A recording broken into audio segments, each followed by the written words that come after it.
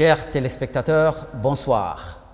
Merci pour votre fidélité et bienvenue dans votre émission littéraire Mots d'ici et d'ailleurs.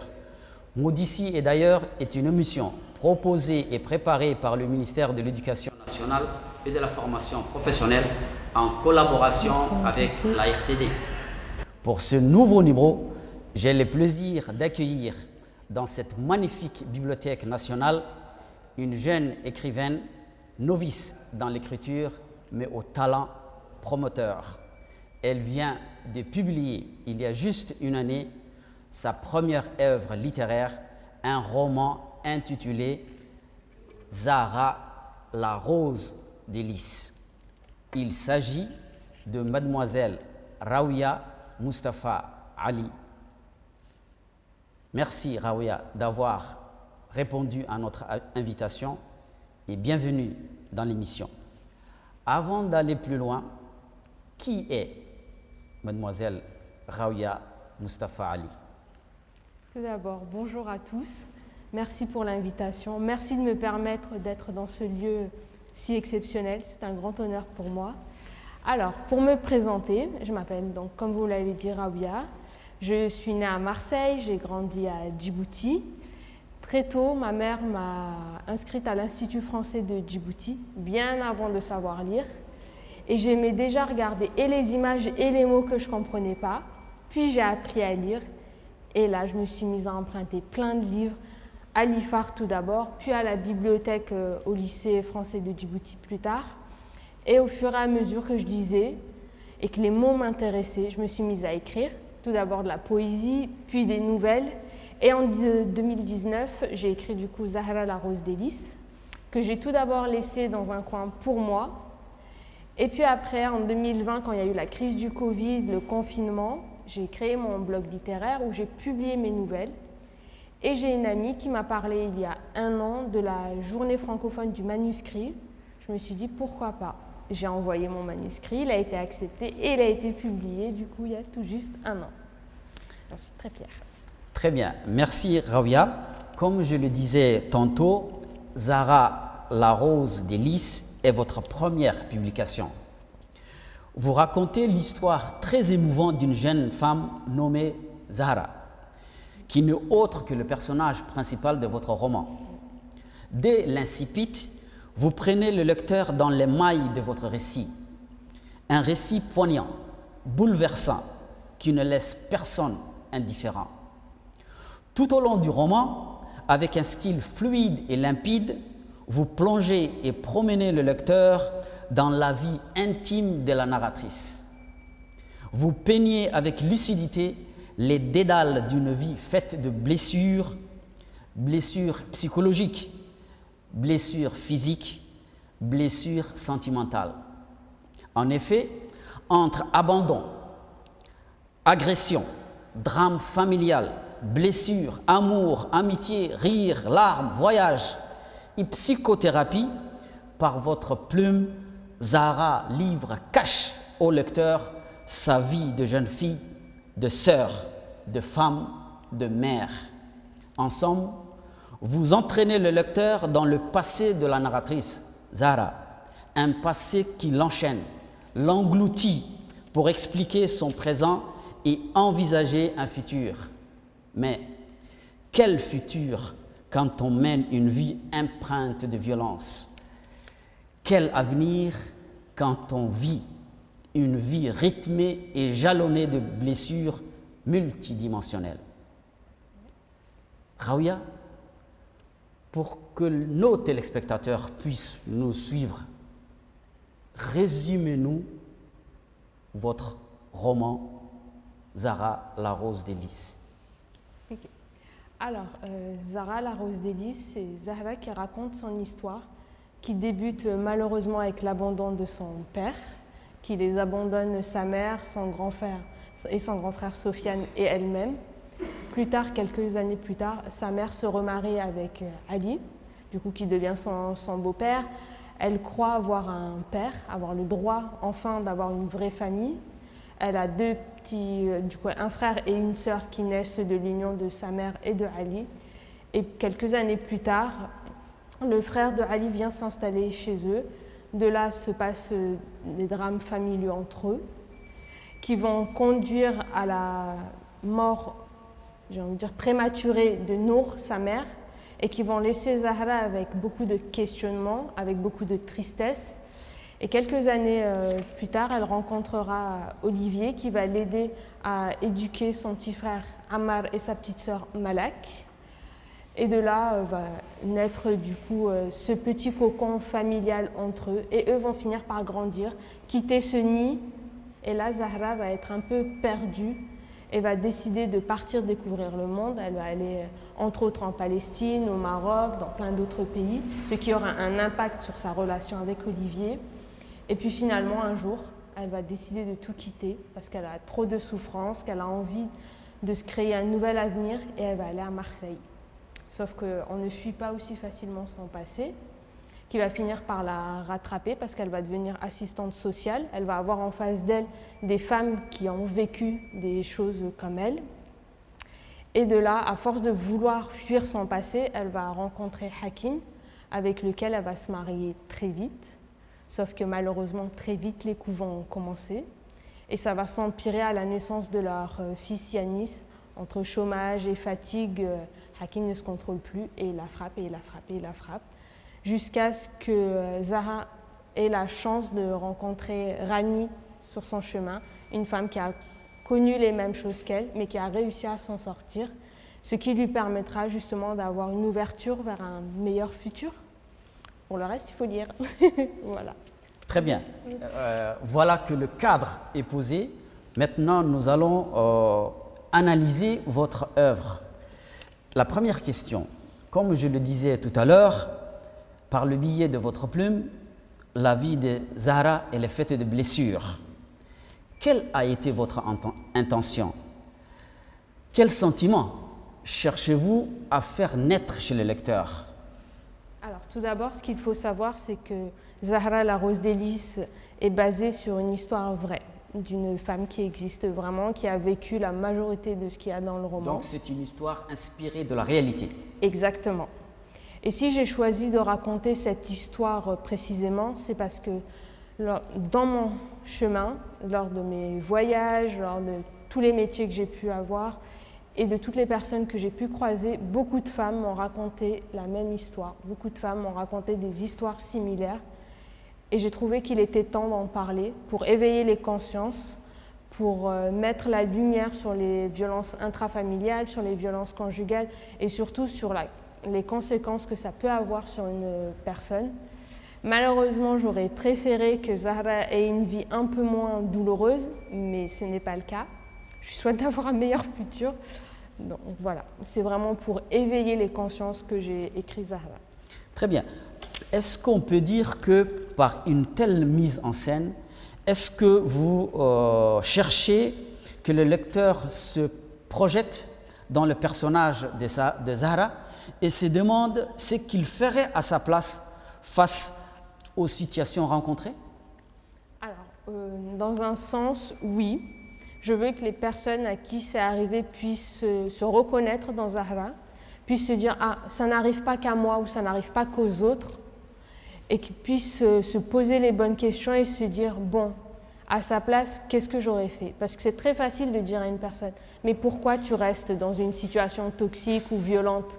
Mais non, il faut connaître la personne, son passé, et c'est pour ça que là je raconte le passé de la personne, pour que le lecteur puisse se mettre à sa place et se dire bon, ben, finalement la prochaine fois quand je croiserai une personne comme ça, je me poserai des questions avant de juger, avant de poser certaines questions, je réfléchirai. Très bien.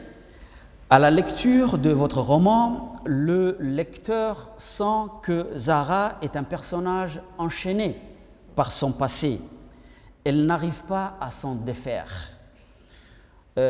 Pour pouvoir se projeter dans l'avenir, qu'avez-vous voulu montrer en enfermant psychologiquement la narratrice dans un passé douloureux? Alors, ce que j'ai voulu montrer, c'est que quand on a un passé douloureux et qu'on reste enfermé dans ce passé-là, on ne peut pas avancer. On répète les mêmes schémas, on retombe sur les mêmes personnes, sur les mêmes violences, sur les mêmes douleurs, encore et encore. faut beaucoup de courage et d'énergie pour décider de s'en sortir, pour décider de briser les chaînes qui nous lient justement à ce passé-là. Mais tant qu'on ne le fait pas, on n'est pas libre. Et tant qu'on n'est pas libre, on souffre. Très bien. Alors, au fil de la lecture, d'ailleurs c'est ce que j'ai remarqué et que les lecteurs, vos lecteurs remarqueront, j'espère, c'est que le contraste est partout dans votre roman.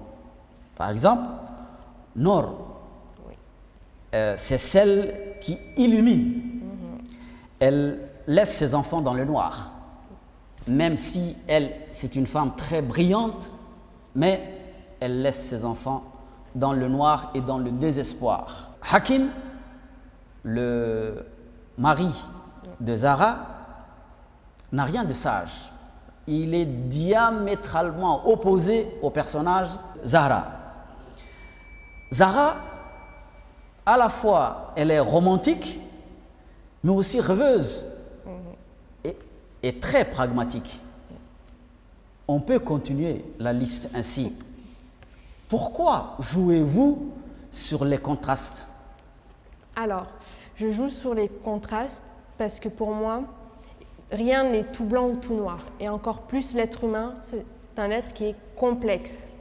Et il faut savoir accepter autant sa part de lumière que sa part sombre. Les personnes qui peuvent nous paraître mauvaises ne sont pas totalement mauvaises. Elles ont une part de lumière, donc une part de bonté.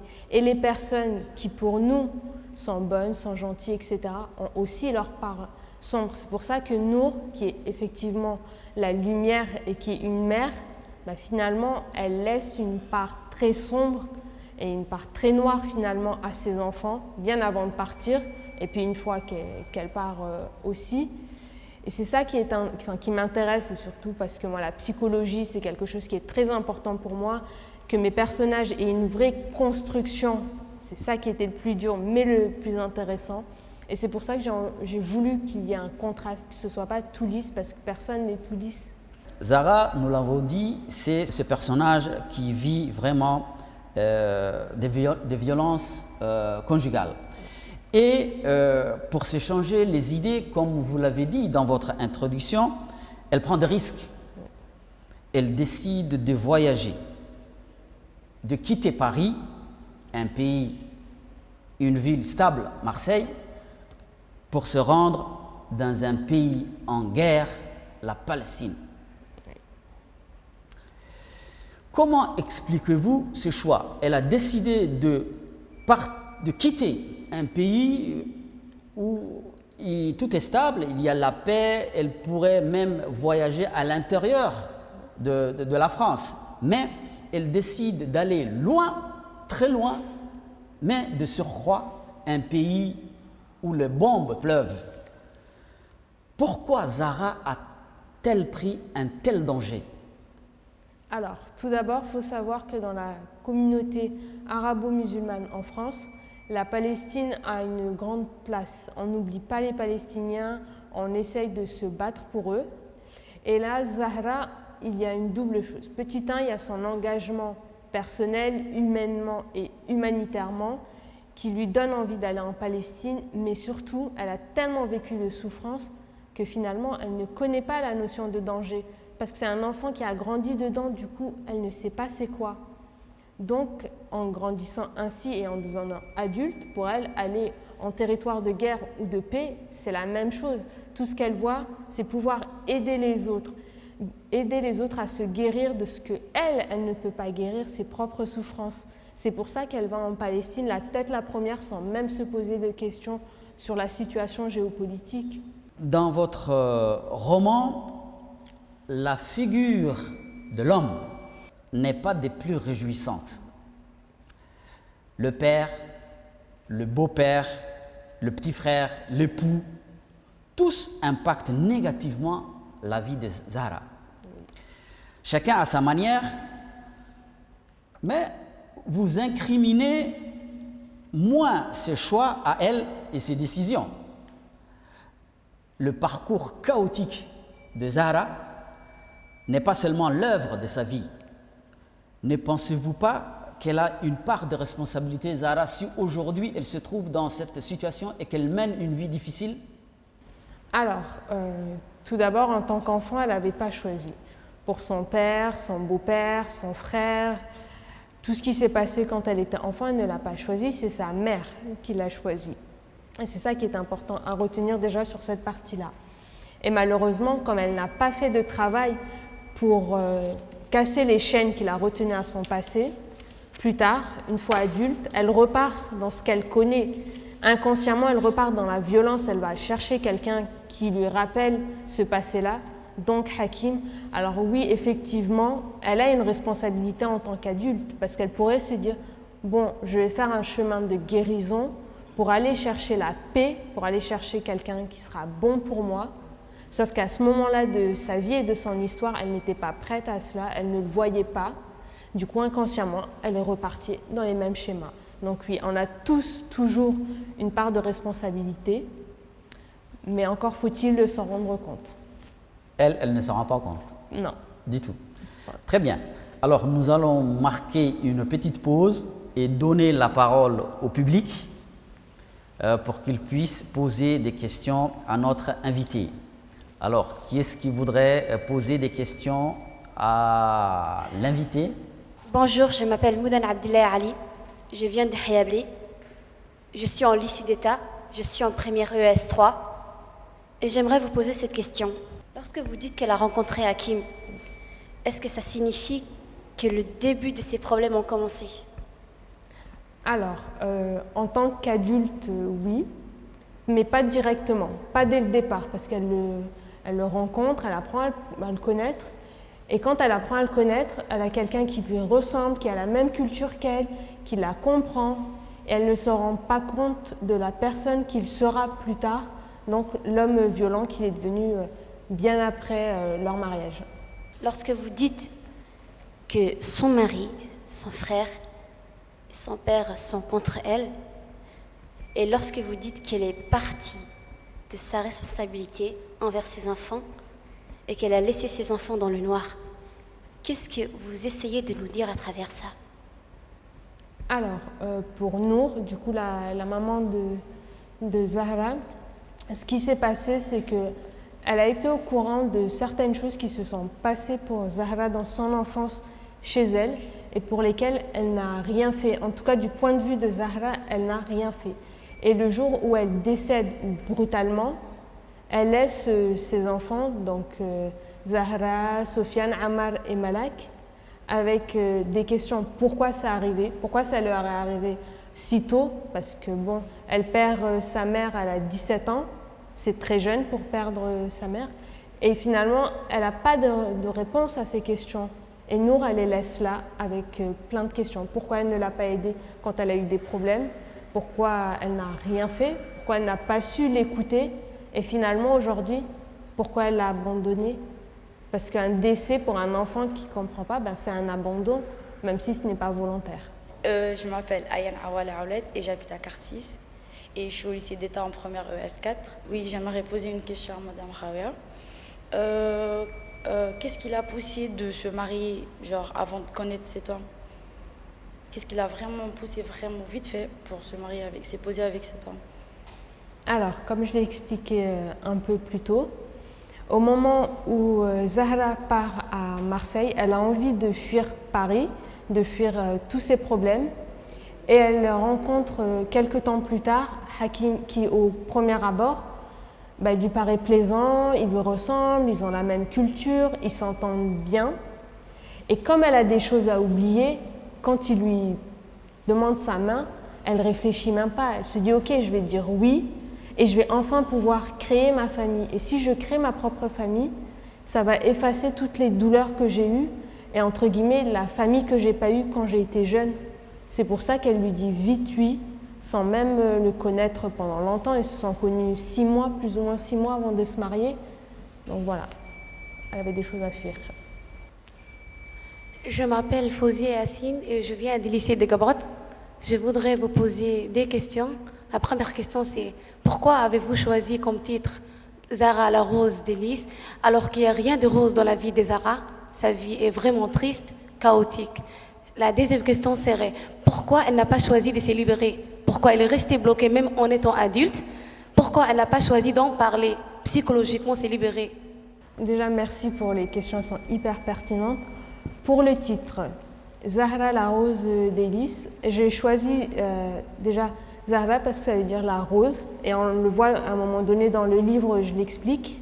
C'est au moment où elle connaît Olivier, où elle lui dit son prénom, enfin bref, elle lui explique pourquoi elle s'appelle Zahra.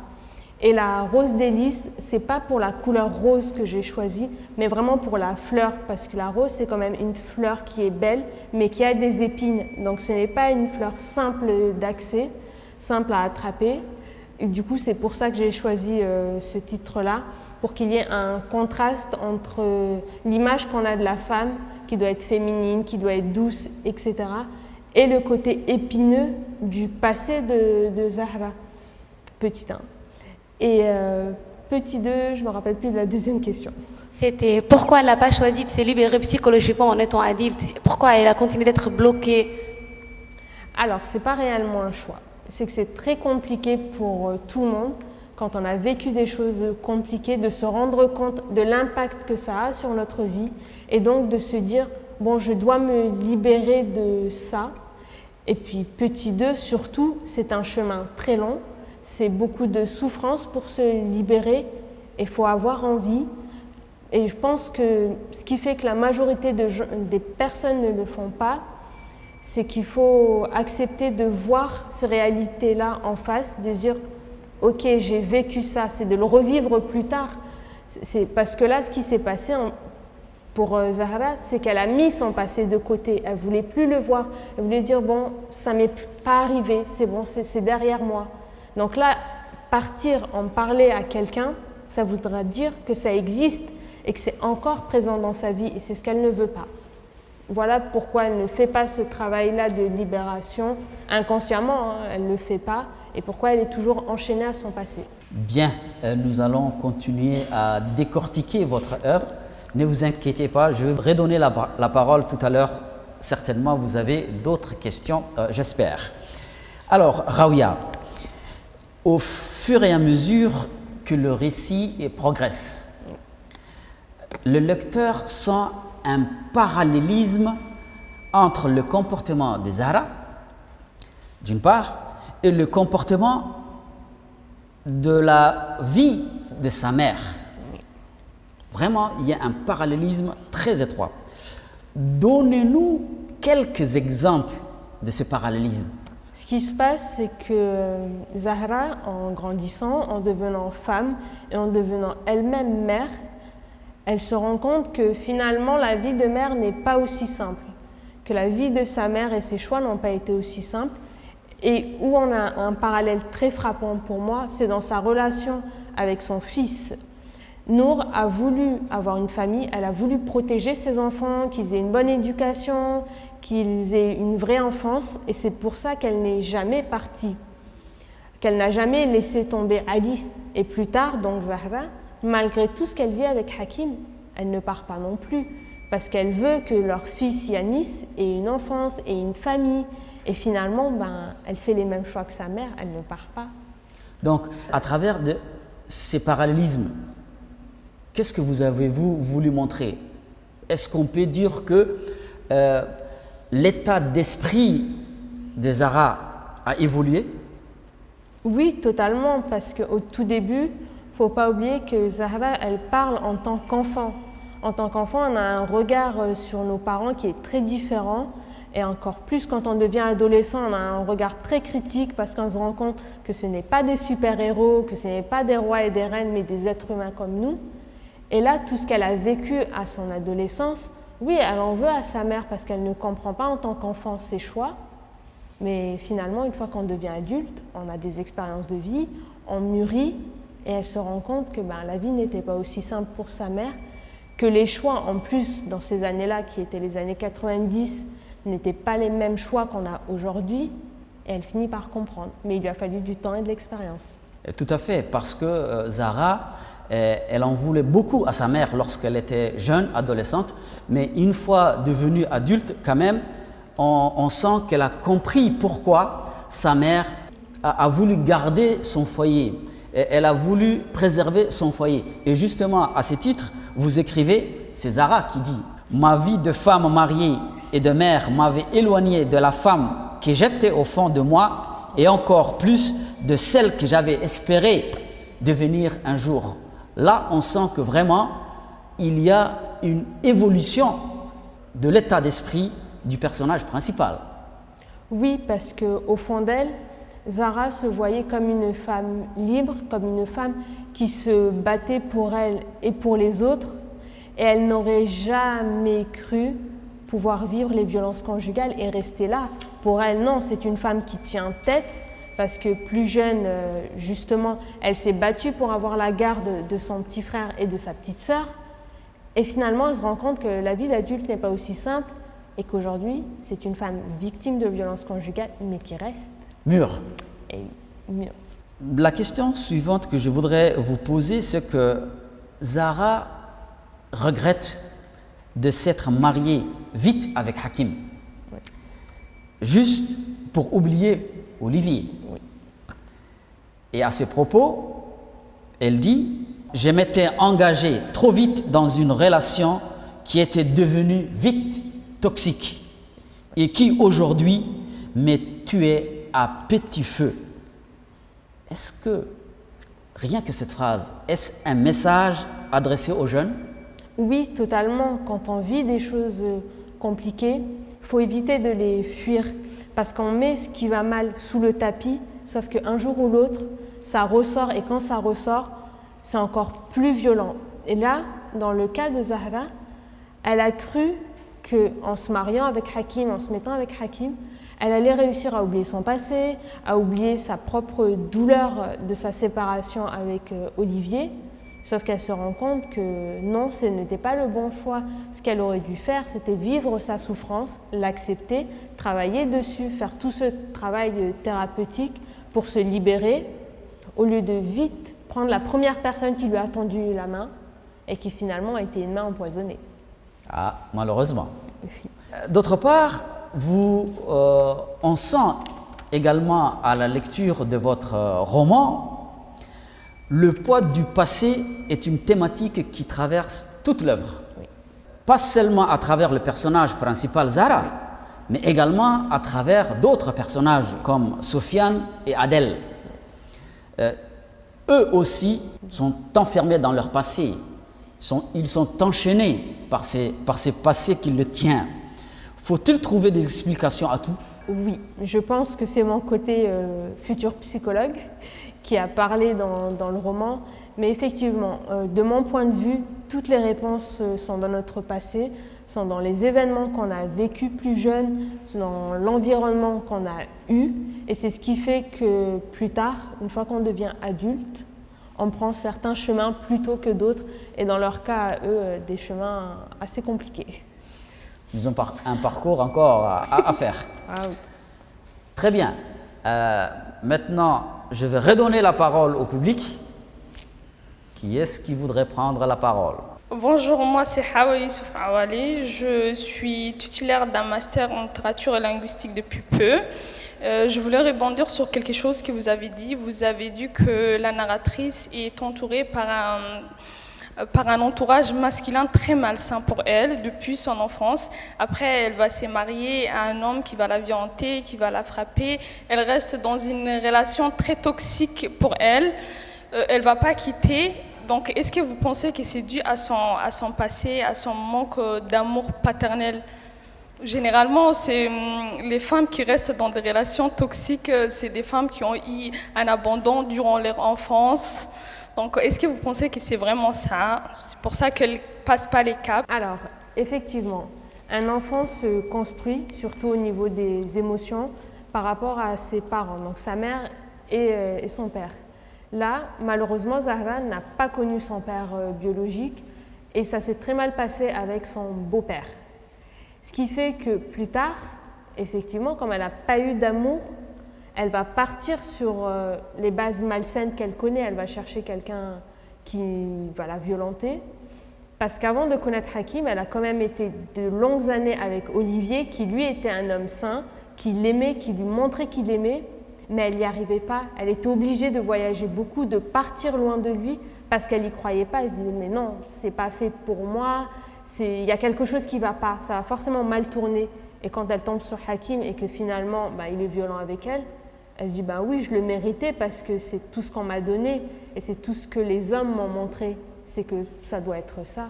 Merci. Quelqu'un d'autre? Oui. Bonjour à tous, je m'appelle Moumina Ali Youssouf, je suis en classe première L, je viens de lycée Odankas.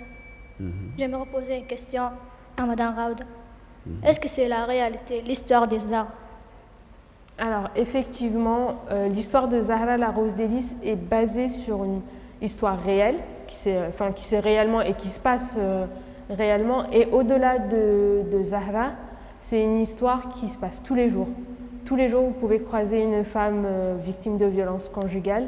Après, le passé diffère d'une personne à l'autre. Mais là, effectivement, Zahra existe. J'ai juste changé les noms, quand même, par respect pour les personnes. Voilà. Merci.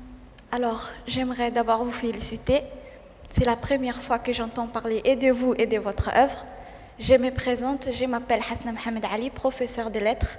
Alors, ma question, Zahra a connu une enfance pleine de souffrances, une enfance douloureuse. Après, étant adulte, elle a vécu aussi une vie conjugale compliquée, toxique.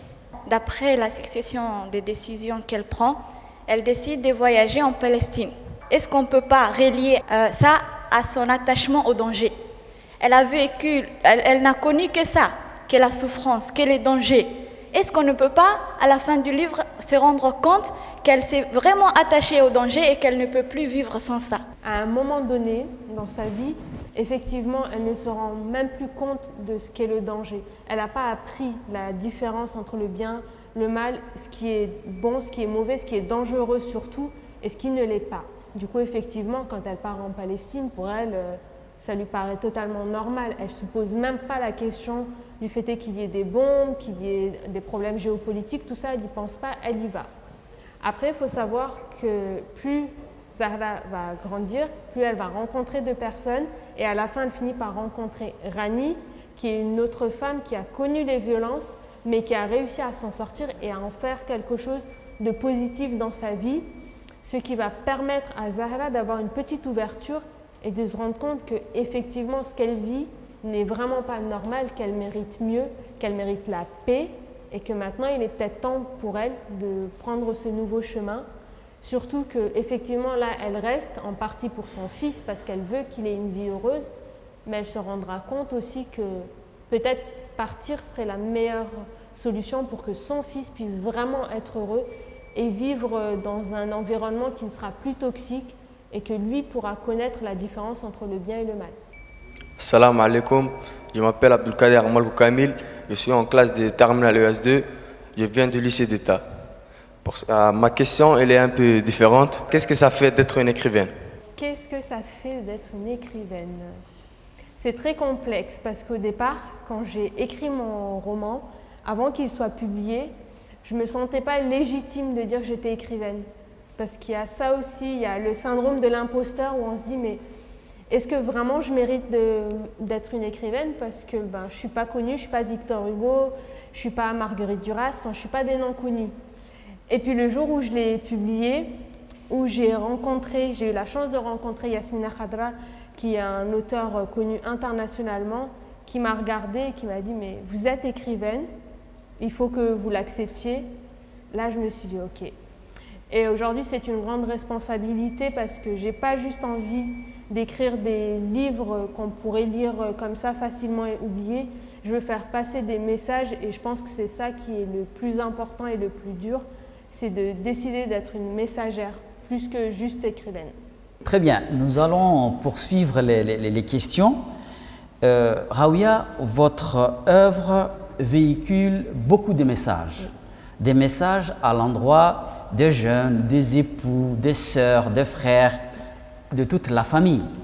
Mais comptez-vous rendre universel et atemporel votre fiction et ses messages alors que vous l'avez placé dans le monde d'aujourd'hui et avec les mœurs d'aujourd'hui? Alors, effectivement, j'ai pas trop de prétentions, mais je pense que Zahra peut être une œuvre intemporelle et universelle pour les messages qui sont véhiculés. Pas tant pour le cadre de l'histoire, pas tant pour les mœurs qu'on peut avoir par rapport à sa relation avec Olivier, à son rapport avec sa famille, etc., mais vraiment pour les messages de fond par rapport aux violences faites aux enfants, aux violences intrafamiliales, aux violences faites aux femmes. Et encore plus positivement, dans la partie positive, c'est aussi toute la partie sororité, parce que toutes les femmes de sa vie sont importantes dans sa construction et plus tard, du coup, dans son chemin pour se libérer. Et c'est ce que j'ai voulu mettre en avant, et c'est pour ça que je pense que c'est une œuvre qui peut parler à tout le monde. Et j'ai eu de la chance parce que, du coup, mon roman a été lu dans différents pays, et toutes les personnes qui ont vécu des histoires à peu près similaires que Zahra m'ont dit merci parce qu'ils se sont retrouvés, ils se sont dit mais enfin on parle de nous. Et c'est pour ça que je pense que mon œuvre, oui, elle peut être intemporelle et universelle, mais on verra bien. Merci Rawia. Alors nous nous acheminons vers la fin de l'émission. Avant de refermer l'émission, Rawia, quel est votre mot de la fin? Un message à faire passer aux jeunes, à vos lecteurs? Alors oui, à mes lecteurs et aux jeunes en général, il faut parler aujourd'hui des violences que vous pouvez vivre, que ce soit à l'école, à la maison, au travail, etc. En général, pour pouvoir s'en libérer. Il ne faut plus rester enchaîné à son passé, il faut avoir le courage de se battre. Ils ne sont pas tout seuls, et surtout au-delà de mon roman, en général, par rapport à ma propre histoire et mon propre parcours, tout est possible, qu'on soit un homme, une femme, jeune, moins jeune. Quand on croit à un projet, il faut y aller et ne pas se laisser abattre, même si on ne réussit pas dès le départ. Parce qu'aujourd'hui, moi, j'ai la chance d'être ici avec vous, en France. Je n'ai pas eu cette chance-là. Et c'est ça que je veux aussi faire véhiculer. Tout est possible quand on y croit. Très bien. C'est sur ce beau message que nous allons clôturer notre émission, Mots d'ici et d'ailleurs. Il ne me reste plus qu'à remercier notre invitée, Madame Rawia Mustafa Ali. Merci Rawia d'être venue. Un grand merci à vous, chers élèves. Vous avez activement participé à l'émission. Un grand merci à vous, téléspectateurs. D'ici la prochaine émission, bonne lecture.